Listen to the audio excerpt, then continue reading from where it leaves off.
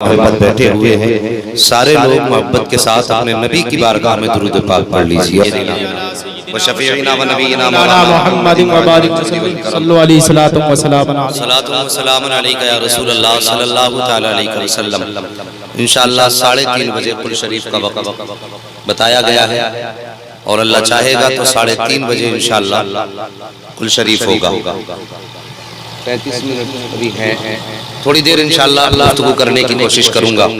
एक बात ज़हन नशीन कर लें, हम अल्लाह वाले के मज़ार पुर अनवार पे आए हैं और बड़े खुशनसीब हैं हम सभी हज़रात कि थोड़ी देर बैठ कर के नबी नबी करेंगे और फिर उसके बाद जब हम साहिब मज़ार की बारगाह में हाज़िरी देंगे तो यकीनन साहिब मज़ार की तरफ से दुआएं हमें मिलेंगी। इसलिए कि हम जो यहाँ से उठ के जाएंगे ये दुनियादार की महफिल से नहीं बल्कि मदीने के ताजदार की महफिल से उठ के जाएंगे। और अच्छी महफिलों से जब उठ के जाते हैं और यहाँ पे हम बैठ करके अल्लाह रसूल की बातें कर रहे हैं, साहिब मज़ार भी अपने मज़ार से दुआएं करते होंगे कि मेरे बाद मेरे चाहने वालों ने अल्लाह रसूल के जिक्र की महफिल को नहीं छोड़ा है। आज हम और आप मोहब्बत से यहाँ पर बैठे लाइक मुबारकबाद है आप सभी हज़रात जिन्होंने इस महफिल पाक को बड़ी मेहनतों के साथ सजाया है और मेहमाना ने निज़ाम को बाहर से बुलाया, मोहब्बतों के साथ आपने उनको इज्जत बख्शी और उनकी मेहमान नवाजी की। कोई देखे न देखे मदीने वाले मुस्तफ़ा देख रहे हैं और इंशाअल्लाह इसका अज्र भी मुस्तफ़ा की चौखट से हमको मिलेगा। मैंने कहा था मोहब्बत के साथ दुरूद पाक पढ़ना है, जरा सारे लोग मोहब्बत से दुरूद पाक पढ़ें। अल्लाहुम्मा सल्ली अला सय्यिदिना व शफीना व मौलाना व शफीना व नबीना मौलाना मुहम्मद या रसूल अल्लाह व आलिहि व अस्हाबिहि व बारिक वसल्लम सलातु व सलाम अलैका या रसूल अल्लाह सल्लल्लाहु तआला अलैहि वसल्लम। आज इस जमीन पर इस पंडाल में शहंशाहे देवा हुजूर सरकारे वारी से पाक का फैजान बरस रहा है। बड़ी शान सरकार वारी से पाक की है, अल्लाह ने उनको आलम पनाह बनाया है। उन्हीं के निस्बत से और उन्हीं की जात से मंसूब करके आज के इस महफिल पाक को सजाया गया है। अल्लाह करीम हमारी और आप सबकी हाजिरी अपनी बारगाह में कबूल फरमाए और परवरदिगार आलम सरकार देवा हुजूर वारी से पाक के फैजान से हम सबको माला माल फरमाए। हमें आज जितने लोग भी यहाँ पर बैठे हैं सरकार वारी से पाक के मंगते और भिखारी बन के बैठे हैं, अल्लाह उस बड़ी सरकार की चौखट की हम सबको खैरात अता फरमा दे। बस गुजारिश है अदब के साथ बैठे, मोहब्बत के साथ बैठे, जो बैठे हैं खुश नसीब हैं इसलिए कि आपको न मैंने बुलाया है न उलमा ने बुलाया है न इमाम मसाजिद ने बुलाया है, बल्कि जितने लोग यहाँ बैठे हैं सबको सरकार वारी से पाक ने बुलाया है, सबको सरकार वाली से पाक ने बुलाया है। इसलिए कि महबूब की महफिल को महबूब सजाते हैं, आते हैं वही जिनको सरकार बुलाते हैं। तो अगर समझते हैं आपके उन्हीं के बुलाए हुए हैं तो फिर सारे लोग मोहब्बत से बोलते हैं या रसूल अल्लाह।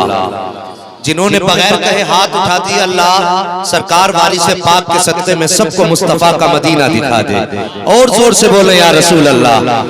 लगना चाहिए कि ये जलसा वही है जो सुबह से हो रहा था, ऐसा नहीं होना चाहिए ये लगे कि जलसा बाद में शुरू हुआ है।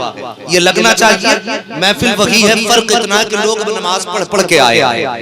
हाँ, तो लगना चाहिए जो चले गए उन्हें भी पता हो कि अभी जलसा हो रहा है। जरा सारे बोल दो मोहब्बत से या रसूल अल्लाह। अगर मेरा बस चलता तो एक माइक में आपको दे देता ताकि आपकी भी आवाज मुझ तक आए। मैं चाहता हूँ साकिब सिर्फ नात में मेरा नाम ना हो बल्कि जो मुस्तफ़ा का जो भी गुलाम यहाँ बैठा है सबका नाम मुस्तफ़ा के नात खानों में होना चाहता है। जरा सारे बोल दो या रसूल अल्लाह। आओ मैं तुम्हें बताता चलूं अल्लाह के वलियों का काम और पीर किस काम आते हैं। जरा मैं गुफ्तगू को आगे बढ़ाऊंगा, पीर किस काम आते हैं। बात समझ में आ रही है ना सबके? ज्यादा बात गूंज तो नहीं रही है, बात साफ समझ में आ रही है। पीर क्यों होते हैं? एक बुजुर्ग बुखारा शरीफ में शेख शहाबुद्दीन बुखारी रहमतुल्लाहि ताला अल्लाह वाले एक जंगल से गुजर के जा रहे थे, नमाज के लिए ठहर गए। जैसी नमाज के लिए ठहरे, लोग इकट्ठा होना शुरू हो गए। अल्लाह वाले जब किसी गली से गुजरा करते हैं ना, फिर कई बताए ना बताए, कोई नाम बोले ना बोले, अल्लाह की रहमतें उसका नाम बता दिया करती है। ये अल्लाह के वलियों की शान होती है। ठहरे, लोगों की भीड़ लगना शुरू हो गई। लोगों की भीड़ लगना शुरू हुई। उसी भीड़ के पास से एक गैर मुस्लिम लड़की का गुजर हुआ। कैसी लड़की थी? गैर मुस्लिम थी। बात समझ रहे हैं आप? गैर मुस्लिम लड़की। उसने किसी से कहा, चाचा ये जो भीड़ लगी है ये क्यों लगी है? वो कहने लगे, बेटी ये मुसलमानों के पीर बैठे हुए हैं।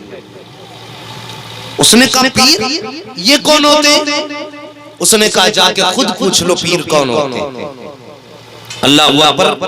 लड़की गैर मुस्लिम थी लेकिन आगे बढ़ी, भीड़ को हटाया, हजरत की बारगाह में पहुंची, जाके कहने लगी, हुजूर आप कौन हैं? आपने फरमाया, बेटी हम मुसलमानों के पीर हैं। उसने कहा, ये पीर कौन होते और किस काम आते? तो आप फरमाने लगे कि पीर वो होते हैं जो मुसीबतों के वक्त काम आया करते हैं। जरा सारे बोल दो ना सुभान अल्लाह। अल्लाह सलामत रखे। कि पीर वो होते हैं जो मुसीबत के वक्त काम आया करते हैं। लड़की सोचने लगी क्या किया जाए। कुछ देर के बाद कहने लगी, बाबा बताइए क्या आप किस किस के काम आते हैं? फरमाने लगे, जो मुरीद हो जाता है हम उसके काम आ जाते हैं। बच्ची ने कहा था, सरकार परेशानी तो किसी को भी आ सकती है, ऐसा हो सकता है मुझे भी आ जाए, ऐसा करें आप मुझे भी अपना मुरीद बना ले। पीरो मुर्शिद ने कहा था, बेटी मुरीद बनने के लिए पहले हमारे नबी का कलमा पढ़ना पड़ेगा।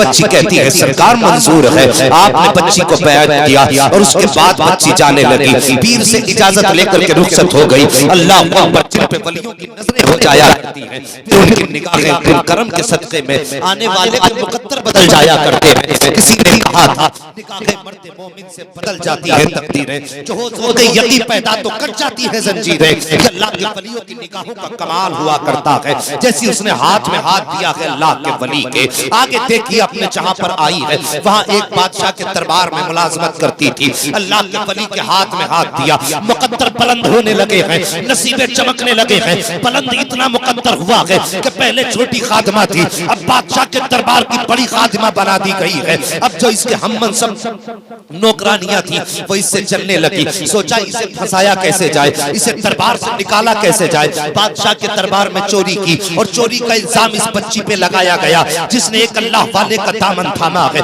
बादशाह के दरबार में इसकी पेशी की गई। जब उसके मुकाबले में ला करके उनको खड़ा किया गया जिसने चोरी का इल्जाम लगाया था, तो सब कह रही थी हमारे सामने इसने चुराया है। कोई कहता था मैंने देखा है। बादशाह की निगाह उठी, उसने बच्ची से कहा था, तू बता बेटी क्या तूने चोरी की है कि नहीं की है? बच्ची की निगाहें बरसना शुरू कर देती है। क्या कहे? कहती सरकार मैंने कोई चोरी नहीं की है। बादशाह मैंने कुछ नहीं चुराया है। क्या तेरा कोई गवाह है? बच्ची की निगाहें बरस रही है। कहती बादशाह अगर कोई गवाह होता तो खड़ा कर देती, अगर कोई सबूत होता तो पेश कर देती। बादशाह ने कहा तूने कोई सबूत नहीं पेश किया है, तेरे खिलाफ गवाह मौजूद है, इसलिए तुझे हुक्म दिया जाता है कि 8 या 3 दिन के बाद तुझको सजाए मौत दे दी जाएगी। अल्लाह अकबर। बादशाह के हुक्म पर बच्ची के लिए कैद खाना मुकर्रर किया जाता है।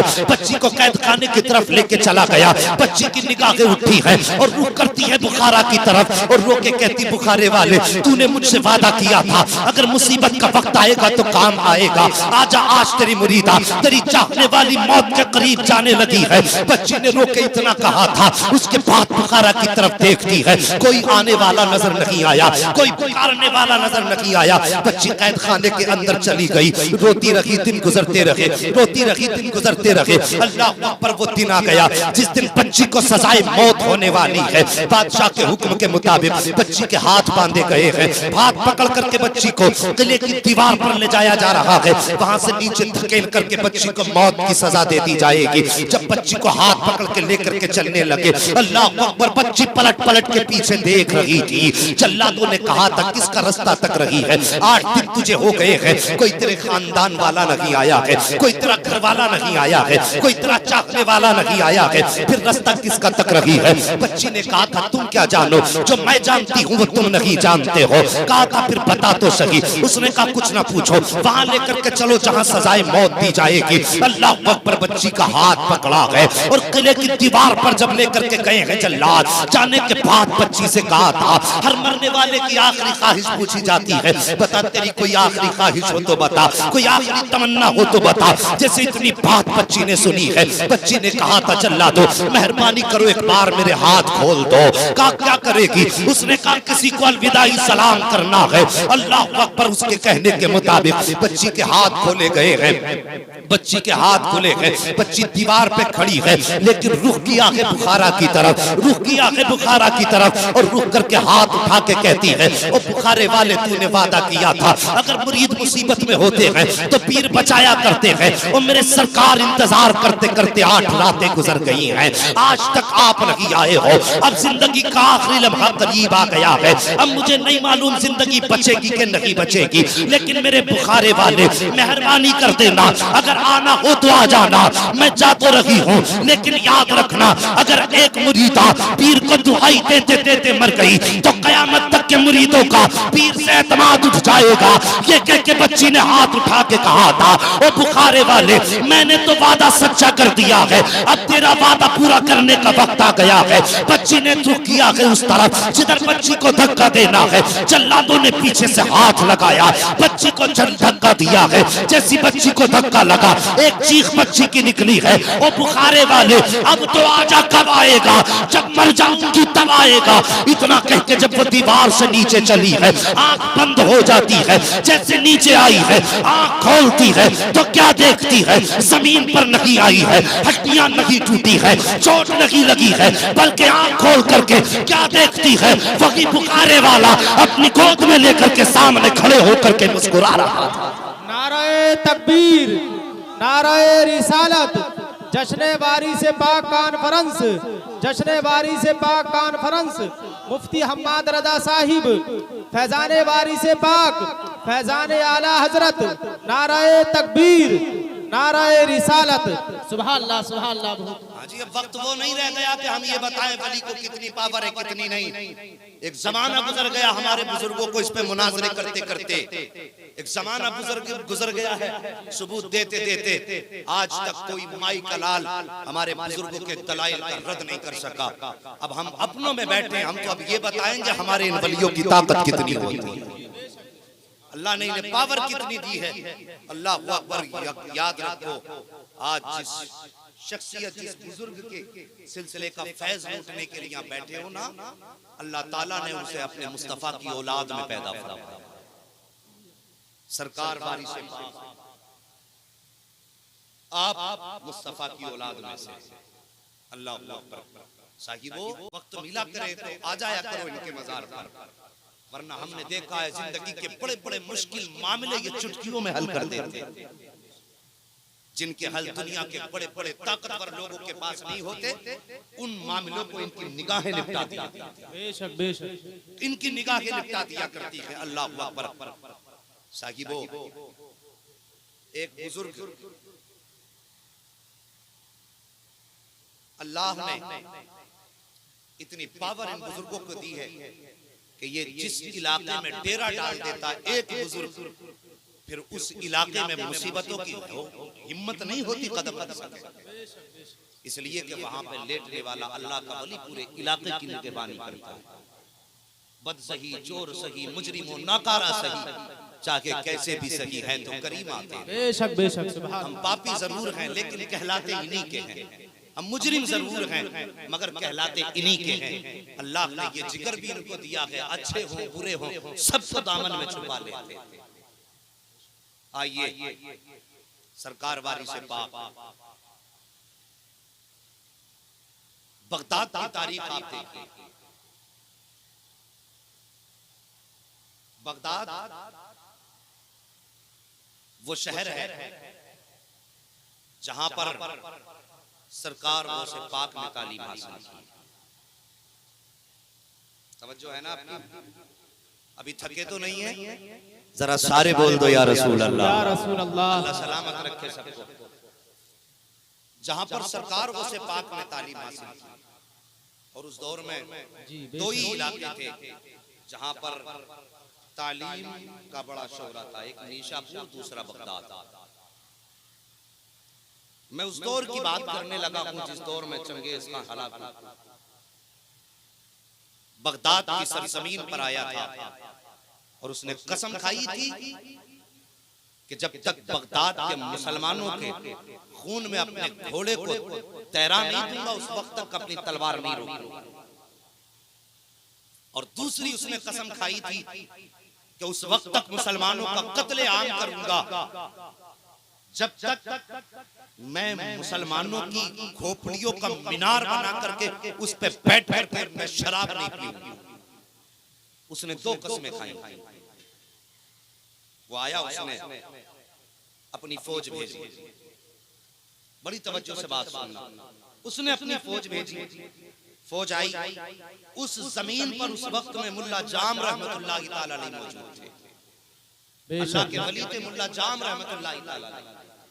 जब इसके फौज का, हलाकू खान की फौज का तज़किरा सुना कि वो आ रही है मुसलमानों का कत्लेआम करने, लोग पहुंचे मुल्ला जाम रहमतुल्लाह तआला अलैहि के पास। हुजूर मेहरबानी करें, चंगेज का हलाकू मुसलमानों का कत्लेआम करने आया है, दुआ करें अल्लाह से, अल्लाह हमारी हिफाजत फरमाए।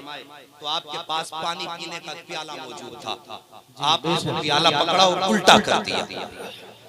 प्याला उल्टा किया, चंगेज खान हलाकू की फौज आई, पूरे बगदाद में घूम के चली गई। वापस जाके कहने लगी बगदाद में तो कोई बस्ती नजर नहीं आई जी, बेशक। जिसे हम खत्म करने आए थे वहां कोई घर ही नहीं है। हलाकू गुस्से में हुआ, कहने लगा जाओ देखो। फिर गए, देखा पूरा शहर आबाद है। अगले दिन फिर प्लानिंग के तहत चारों तरफ से फौज भेजी। फिर लोग गए, कहने लगे हुजूर फिर फौज आ रही है। आपने फिर प्याला लिया, उल्टा कर। फिर आए, फिर घूमे, सारा शहर खाली, कोई घर नहीं, कोई शहर नहीं। फिर वापस तीसरी मर्तबा फिर जब इरादा किया, लोग मुल्ला जाम रहमतुल्लाह तआला अलैहि के पास आए। इस बात को तवज्जो से सुनना। मुल्ला जाम रहमतुल्लाह तआला अलैहि के पास आए, हुजूर अब बेटियों की इज्जत का मामला है, मुसलमानों के खून का मामला है, करम फरमाए। आपने जैसी प्याले को हाथ लगाया, रब की जानिब से पैगाम आ जाता है, मुल्ला जाम अब प्याला उल्टा मत कर देना। हमने इस कौम को दो मौके दिए ताकि ये सवर जाए। हमने इसको 2 मरतबा जिंदगी बख्शी है, लेकिन ये पलट के हमारे दरबार में नहीं आए हैं। ये बराबर हमारी नाशुक्री करते रहे, बराबर हमारी नाफरमानी करते रहे हैं। अब इसको बचाने की जरूरत नहीं है। मेरी कौम के जवान, अब मैं तुमसे कुछ बात करना चाहता हूँ। जब भी मुसीबतें आती हैं हमारे आमाल की बुनियाद पर आया करती हैं, जब हम पे तबाहियां आया करती हैं हमारे कारनामों की बुनियाद पर आया करती हैं। जरा सोचो तो सही, हम कितने रब की फरमाबरदारी किया करते हैं, कितना अपने रब को नाराज किया करते हैं। सारी जिंदगी का मैंने जहां तक तजुर्बा हासिल किया है, आज दुनिया के अंदर एक वबाल सबसे ज्यादा फैल रहा है, जिसको दुनिया जहेज की मुरव्वजा जहेज की लानत के नाम से जानती है। आज क्या कौम के अंदर बेटियां बाप की दहलीज पर सिसक नहीं रही हैं? आज कौन सी दहलीज ऐसी है जिस दरवाजे पर बाप को अपनी बेटी की रुखसती का एहसास नहीं है? मैं तुमसे पूछना चाहता हूँ, एक बाप जब बेटी को जन्म देता है और जन्म देने के बाद बाप घी खाना छोड़ देता है, अच्छे कपड़े पहनना छोड़ देता है, बीवी कहा करती है मेरे सरताज जब से घर में बच्ची पैदा हुई है आपने घी खाना छोड़ दिया है, अच्छे कपड़े पहनना छोड़ दिया है, सोसाइटी में लोग क्या कहेंगे? तो बाप की आंख में आंसू आ जाते हैं। बाप रो के कहा करता है ए मेरी शरीक हयात थी इसलिए खाता रहा ताकि जिस्म में ताकत बनी रहे, अच्छे कपड़े इसलिए पहनता रहा ताकि सोसाइटी में इज्जत बनी रहे। लेकिन मेरी बेटी आज घर पे आ चुकी है, लेकिन जमाना बड़ा खराब चलने लगा है, दुनिया वाले बड़े अजीब हो गए हैं, बेटियों को तनखा लेकर के जाने वाला कोई तैयार नहीं है। आज बेटियों की कीमत लगाई जाती है, कोई निकाह में 4 लाख मांग रहा है, कोई 2 लाख रिश्ते में मांग रहा है। ओ खुदारा मेहरबानी करो, मेरे मुस्तफा की उम्मत पे इतना जुल्म ना करो, इतना जुल्म ना करो। जिनको अल्लाह ने दौलत दी है, उन्होंने गरीबों का जीना हराम कर दिया है। आज तुम अपनी बेटी के लिए, अपने बेटे के लिए 10 लाख खर्च कर लोगे, मगर मेरे भाई पता तो सही, जब कयामत का दिन होगा मुस्तफा जाने रहमत भी होंगे, खुदाए पर्दहुल्ला शरीक के सारे फरिश्ते भी खड़े होंगे, सारे अंबिया भी खड़े होंगे। उस वक्त में जब तुम बेटियों के सौदे लगाने वालों जब आका करीम के सामने आओगे तो नबी की बेटी भी पूछेंगी, मुस्तफा जाने रहमत भी पूछेंगे, हसनैन करीमैन भी पूछेंगे। वो कहेंगे बता तेरी बेटी ज्यादा शान वाली थी या मेरी फातिमा ज्यादा शान वाली है, तेरा बेटा ज्यादा शान वाला था या मेरा अली ज्यादा इज्जत वाला था। अगर मैं चाहता तो बेटी को जहेज में अरबों खरबों की दौलत दे देता, इसलिए कि खुदा ने मुझको वो शान अता की है कि मालिके कौनैन है, को बात कुछ रखते नहीं, तो जहां की नेमतें हैं उनके खाली हाथ। सुभान अल्लाह, सुभान अल्लाह, या रसूल अल्लाह, जिंदाबाद जिंदाबाद, सुभान अल्लाह। हाँ हाँ साहिब, मेरा नबी चाहता तो कितना दे देता, ना मैं सोच सकता हूँ ना आप समझ सकते हैं। मेरे नबी चाहते तो इतना दे देते, लेकिन कुर्बान जाओ सैयदा फातिमा ज़हरा की अपनी अताओं के और उनके वालिद की अताओं के। अल्लाह अकबर, जानते हो मेरे नबी ने उम्मत से कितना प्यार किया है। वो तुम्हें खुदा का वास्ता, जब तुम किसी की बेटी देखने के लिए जाते हो तो पहले तो गाड़ी भर के लेकर के जाते हो, और देखने के बाद फिर ये तमाशा होता है कि घर जाके जवाब देंगे। और तूने तो खा पी के पेट भर लिया, वो कहता घर जाके जवाब देंगे। जब तुम किसी बेटी को देख के आने के बाद ये कहा करते हो ये लड़की हमें पसंद नहीं है, इस लड़की के कान ऐसे हैं, इसकी आंख ऐसी है, हमारे लड़के को इसका कद पसंद नहीं है। और तूने तो आसानी से फोन उठा के कह दिया, लेकिन कभी उस बेटी के बारे में सोचा जिसको तुमने देखने के आने के बाद इनकार किया है। वो रात को बिस्तर पे लेटी जरूर है, दुनिया चैन से सो जाती है, लेकिन मुस्तफा की उम्मत की शहजादी ये करवटें बदलती रहती है। कहती मेरे मालिक अगर कद छोटा है तो मेरा क्या कसूर था, अगर आंख अच्छी नहीं तो मेरी क्या खता थी। ए मेरे मौला अगर या तो जिंदगी दे दे या तो मौत दे दे,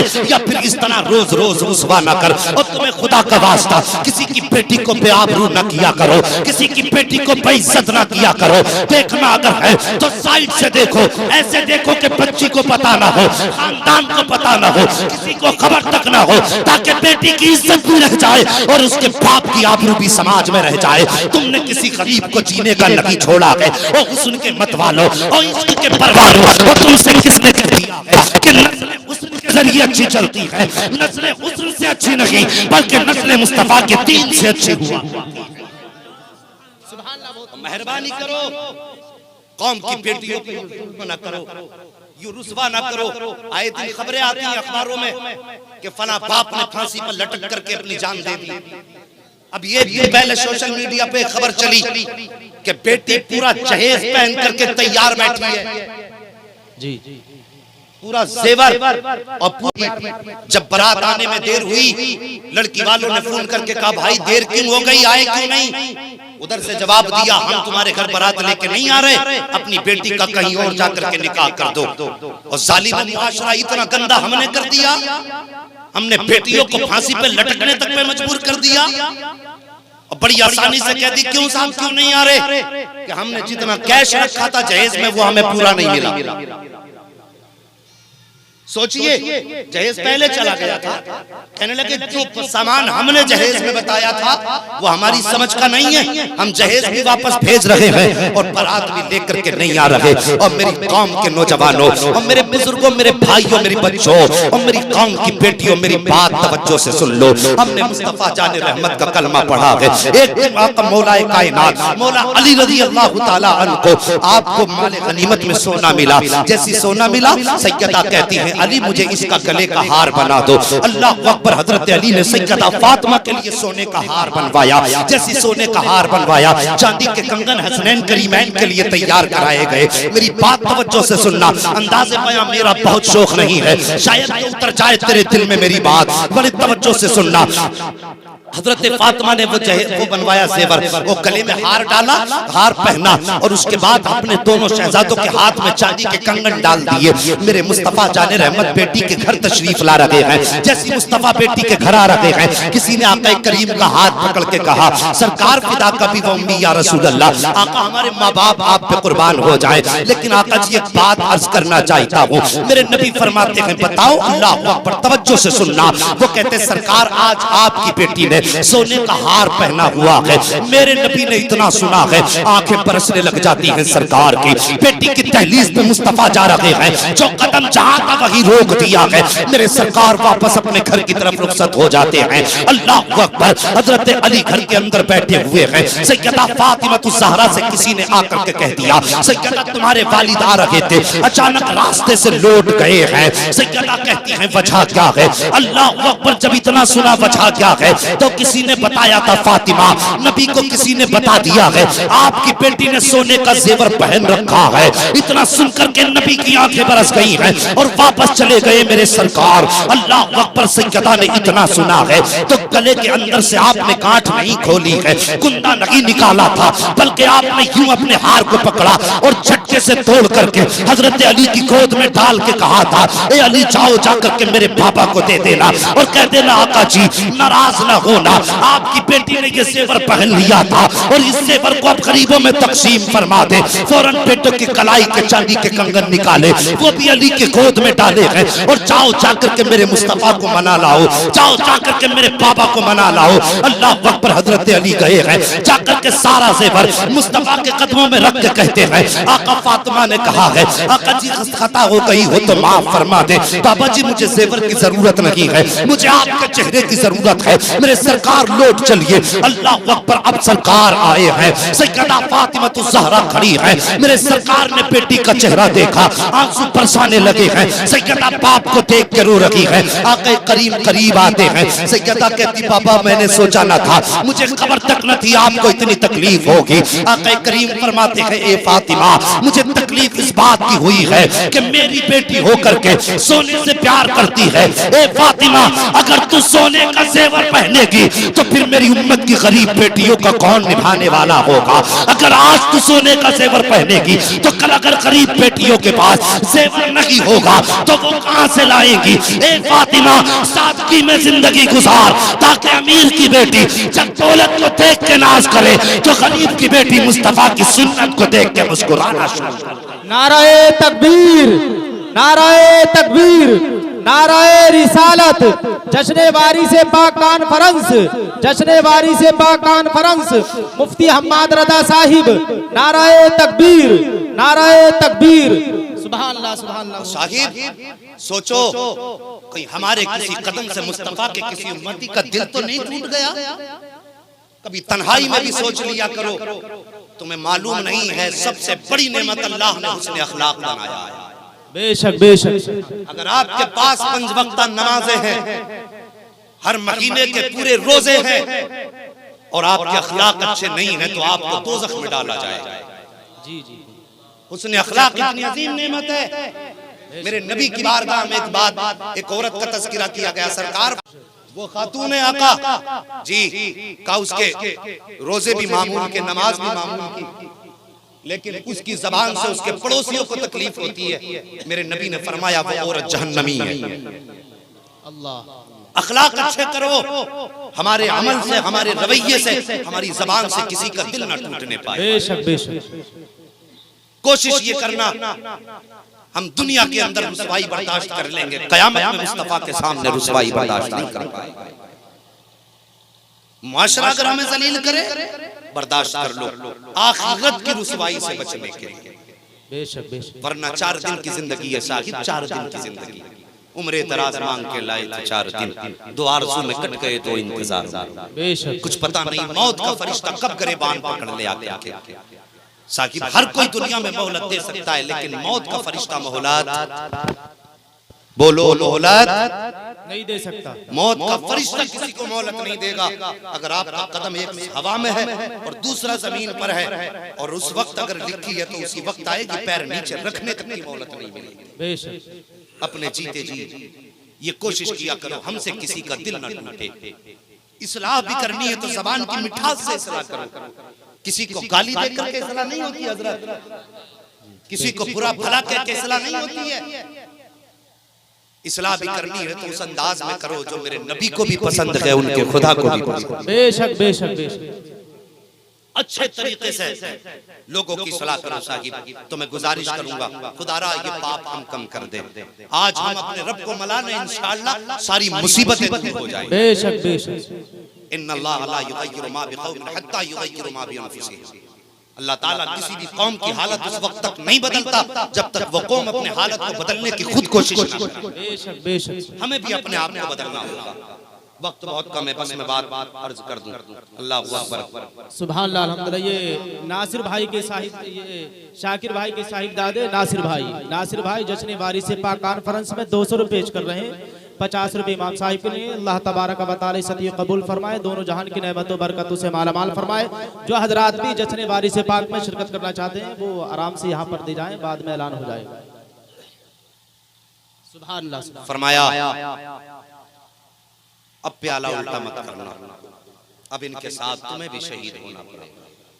अल्लाह अकबर। चंगेज खां हलाकू आया, उसने मुसलमानों का ऐसा कत्ले आम किया, उसने जो कस्में खाई थी मानो की कटी हुई खोपड़ियों का मीनार बनाया और उस पर बैठने के बाद उसने उसमें शराब पी। उसके बाद वक्त बदला, एक दौर ऐसा आया, फिर इसी का पोता अलगू खां जब ये आया, अल्लाह अकबर, फिर ये इसने कहा मेरे बाप ने तो बगदाद से इस्लाम खत्म किया, मैं काबा ही मिटाने जा रहा। ये काबा मिटाने के लिए चला, जब चला तो इसे जंगल में कहीं से अल्लाह अकबर की आवाज आई। जी बेशक। जब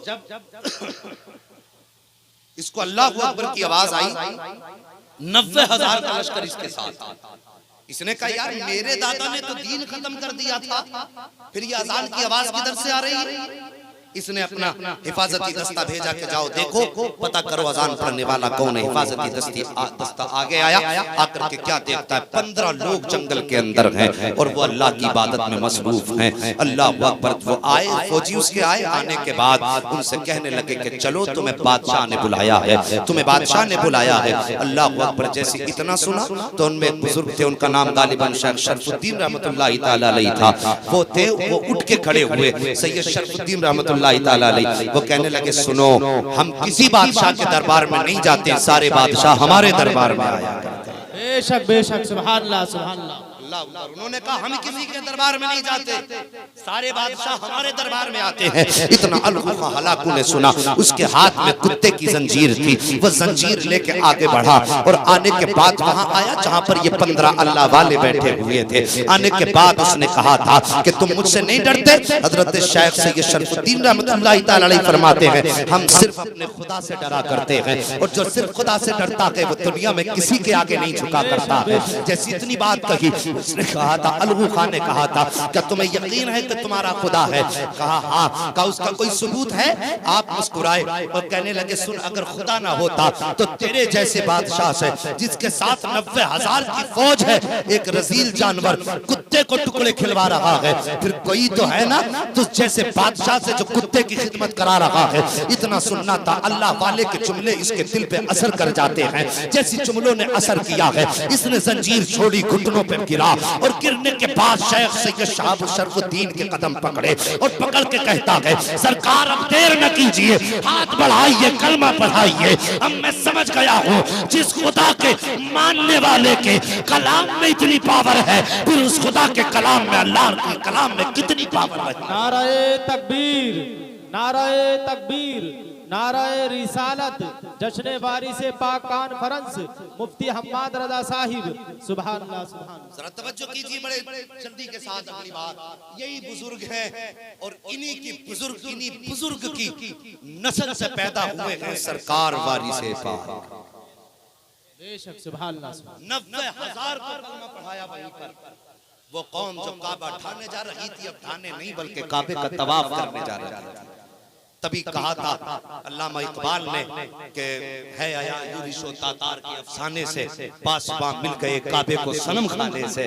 जो लोग काबे को ढाने जा रहे थे आज वही काबे के पासबान बन चुके हैं। अल्लाह अकबर। हजरत वाली से पाक आप 1234 हिजरी में आप पैदा हुए और इसी देवा शरीफ जिसका नाम रसूलपुर था, इसी जमीन पर आपके वालिद किराम ने एक छप्पर डाला था, एक झोपड़ी डाली थी। अल्लाह अकबर। आप पैदा हुए, यतीम हो गए और यतीम 9 महीने आप माँ की गोद में रहे। 9 महीने के बाद माँ भी दागे जुदाई दे चली। फिर वो खातून जिन्होंने आपको पाला वो कोई और नहीं बल्कि हजरत वारिस पाक की दादी हजरत राहतुन निसा थी, जिन्होंने अपने पोते की परवरिश की। आप जब कुछ साल 4 साल के हुए या 7 साल लगभग हुए हैं तो आपकी दादी आपको मदरसे के अंदर लेकर के गई, अल्लाह वाले के हवाले करके कहा था, लो मेरे बेटे मेरे पोते को तालीम दो, मुस्तफा का इल्म सिखाओ। अल्लाह अकबर। उस्ताद भी बड़े अजीब थे, रातों दिन हमसे काम कराया करते थे, लेकिन बस्ती वाले भी अजीब होते हैं। कहते मौलवी पढ़ाने आया कि काम कराने आया है, इस तरह के ताने। कोई जाके कहने लगा राहतुन निसा बात सुनो, तुम अपने पोते को जिस मौलवी के पास छोड़ के आई हो ना वो काम ज्यादा कराता है पढ़ाता कम है। अल्लाह अकबर। आपने फरमाया ये मेरा मामला नहीं है, अब उस्ताद जाने या शागिर्द जाने, अब उनकी मर्जी है, वो जैसे चाहे पढ़ाए। लोग इकट्ठा होकर के आए, आके आपके उस्ताद से कहते हैं हजरत जी कुछ इस बच्चे को पढ़ा भी दिया करो, इससे काम कराया करते हो। उस्ताद मुस्कुरा के कहते हैं कभी से पढ़ने की जरूरत नहीं है। कहा किस लिए? कहा आओ बेटे, सरकार वारिस पाक को बुला करके कहा था जरा बेटे पढ़ना शुरू करो। जैसे इतना कहा गया है आपने कुरान पढ़ना शुरू किया। अल्लाह अकबर। तारीख में लिखा है कि पूरा कुरान आपने एक बैठक में पढ़ के उठ के सुना। सुभान अल्लाह, सुभान अल्लाह, माशाअल्लाह, सुभान अल्लाह। वारिस पाक है और साहिब सुभान अल्लाह, ये वारिस पाक। सुभान अल्लाह। तवज्जो करना, अल्लाह ने आलम पना बनाया और शान क्या दी। सुभान अल्लाह। अल्लाह ने इतनी अजीम शान दी, इतनी अजीम शान दी, कितने ऊंचे से ऊंचे मजमे में खड़े हो जाएं सबसे नुमाया वारिस पाक नजर आया करते थे, सबसे नुमाया वारिस पाक नजर आते थे। और मजमा छोटा हो या ज्यादा हो, जो आवाज यहाँ निकलती थी वही आवाज पीछे जाया करती थी। उनके दौर में माइक नहीं था, साउंड नहीं थे, बल्कि अल्लाह ने उनकी आवाज पर फरिश्ते मुकर्रर कर रखे थे। उनका उसूल था अल्लाह पर आलम पनाह बनाया। 14 साल की उम्र से आपने एहराम शरीफ बांधा। 14 साल की उम्र से एहराम कोई 3 दिन के लिए बांधता है, कोई 4 दिन के लिए बांधता है, लेकिन कुर्बान जाऊं वारिस तेवा के एहराम की एहतियात इतनी है कि बाल नहीं टूटना है, जू नहीं लगनी मरनी है। अगर आपने हालत हराम में कोई बाल तोड़ दिया तो कुर्बानी देनी पड़ेगी। हालत हराम में आपने अगर कोई जू मार दी तो आपको कुर्बानी देनी पड़ेगी। वो कितना मोहताज रहा होगा जिसने 14 साल की उम्र में एहराम बांधा होगा, आखिरी सांस तक एहराम को उतरने न दिया होगा। जमाने को बताया था वो अमन का पैगाम देने वालों, हम देने वाले तुम्हारे जैसे नहीं होते बल्कि हमारे जैसे मुस्तफा के गुलाम हुआ। नारे तकबीर, नारे रिसालत। तवज्जो है जी, जरा बोल दो सुभान अल्लाह। तो अगली बात पेश कर दूं। लोग कहते हैं इतना उम्र, इतनी उम्र तक एहराम, अल्लाह अकबर। उसने उम्र एहराम बांधा था जब काबे का तवाफ किया था, लोग इकट्ठे होके आए थे। तवज्जो करना जरा, हर ईमान वाला बोले और हर वारिस पाक वाला बोले। जिसे हसद को उठ के चला जाए, जिसे जलन को डूब के मर जाए, बहुत बड़ी बात करने लगा हो। किसी ने कहा था वारिस पाक इतना तो बताइए, एहराम या तो 3 दिन बांधा जाता है या 4 दिन बांधा जाता है, आपने जब से बांधा है उतारा क्यों नहीं है? अल्लाह पर कुर्बान जाऊं अपने वारिस के शान के। मुस्कुरा के कहते हैं एहराम का मतलब ये है कि जब तक एहराम में, जब तक काबा देखो तब तक एहराम में रहो, जब तक काबा देखते रहो तब तक एहराम में रहो, जब काबे से जुदा हो जाओ तब एहराम उतारो। आप फरमाते हैं मैं एहराम कैसे उतार देता? 14 साल की उम्र से जब से काबा देखा है आज तक नजरों में काबा यूं ही जमा रहता। फरमाते आज तक सुभान अल्लाह, सुभान मेरी अल्लाह। नजरों से नारे काबा तकबीर, नारे तकबीर, नारे रिसालत। जश्न वारिस पाक कॉन्फ्रेंस, जश्न वारिस पाक कॉन्फ्रेंस, फैजान आला हजरत। नारे तकबीर, नारे रिसालत, फैजान वारिस पाक। सुभान अल्लाह। करो प्यारे। फरमाते जब से काबा देखा है आज तक काबा मेरी नजरों से हटा ही नहीं है। फरमाते जमीन कोई भी हो तवाफ हरदम काबे का होता है। अल्लाह अकबर। इसलिए मेरे वारिस सुभान अल्लाह, सुभान अल्लाह। उतारा और आखिरी बात किसी ने कहा हुजूर ये पीला कपड़ा आप पहनते हो, ये पीला ही क्यों पहनते हो? जी जी बेशक। मैं कोई अपने घर की बात नहीं करता, डायरेक्ट वारी से पाक की बात करता हूँ। तवज्जो कीजिए, है ना तवज्जो? जरा बोल दो सुभान अल्लाह। सुभान अल्लाह। आखिरी बात है यार, मैंने आपके हाथ नहीं उठवाए तो इसका मतलब ये कि आप कोई वैल्यू ही नहीं समझ रहे। मत समझो मेरी वैल्यू, बस हम वैल्यू क्या दिखाएंगे, हम तो इनके मंगते बन के आए। जी बेशक। जरा सारे बोल दो ना सुभान अल्लाह। अल्लाह सलामत रखे आपको। आखिरी बात, किसी ने कहा था सरकार ये पीला ही कपड़ा क्यों? आपने कोई जवाब नहीं दिया। फिर कहा हुजूर एहराम में आपने पीला ही कपड़ा क्यों पहना? कहा आपने फरमाया क्यों? तो वो कहने लगे हुजूर बात ये है कि पीला कपड़ा ये निशानी होता है बीमारी की। तवज्जो कीजिए, तवज्जो है ना सारे लोगों की? लंगर तो ये आप ही को मिलना है इंशाअल्लाह, लंगर आप ही को मिलेगा। जरा बोल दो सुभान अल्लाह। हुजूर ये पीला ही कपड़ा क्यों? ये पीला कपड़ा तो बीमारी की निशानी होता है। मेरे वारिस से पाक मुस्कुराए, गर्दन झुकाई, फिर जो निगाह उठी थी अल्लाह अकबर, आंखों में आंसू थे, आंखों की रंगत सुर्ख थी। आप फरमाते हैं वो पीले रंग पे एतराज करने वाले, तूने ये तो कह दिया कि पीला कपड़ा मर्ज की अलामत है। हाँ हाँ मर्ज की अलामत है, लेकिन मरीज दो तरह के होते हैं। एक वो मरीज होता है जो दुनियावी मर्ज का मरीज होता है, और एक वो होता है जो मुस्तफा के इश्क का मरीज होता है। इसको दुनिया का मर्ज नहीं है, बल्कि सीना चीर के देखोगे तो दोनों पहलुओं पर एक तरफ खुदा के इश्क की बीमारी होगी तो दूसरी तरफ मुस्तफा के इश्क का मरीज। सुभान अल्लाह, सुभान अल्लाह। बहुत तवज्जो है जी, बस ये मेरे वारिस से पाक है। अल्लाह ताला हम सबको वारिस से पाक के फैजान से माला माल फरमाए। रब फरमाता है ईमान वालो अल्लाह से डरो और सच्चों के साथ हो जाओ। इबादत का डरने का मतलब है अल्लाह की इबादत करते रहो, रोजा नमाज की पाबंदी करो, लोगों के दिल न दुखाओ, हर एक के दिल में खुशी पैदा करो। अल्लाह अकबर। अगर तुमने किसी भी बंदे का टूटा दिल जोड़ दिया तो नतीजा कुछ भी हो, कब्र में पहुंचोगे तो उधर मुस्तफा मुस्कुराएंगे, उधर रब की रहमतें बरसने लग जाएंगी। मेहरबानी करना है, किसी का दिल नहीं तोड़ना है। उसके बाद फरमाया गया वकुनु मा सादिकीन, जब अच्छे काम करने लगो तो फिर अल्लाह वालों का दामन थाम लो। अल्लाह वालों का दामन थामोगे इंशाअल्लाहुल अजीज कब्र तक ईमान सलामत जाएगा, कब्र तक ईमान सलामत जाएगा। ईमान वालों अल्लाह से डरो और सच्चों के साथ हो जाओ। जो हुए अगलात उनको माफ फरमाए रब्बे कायनात। जिंदगी ने दिया साथ तो फिर होगी मुलाकात, चमन रहा तो फूल खिलेंगे, जिंदगी रही तो फिर मिलेंगे। मुसाफिर हैं हम भी, मुसाफिर हो तुम भी, किसी मोड़ पर फिर मुलाकात होगी।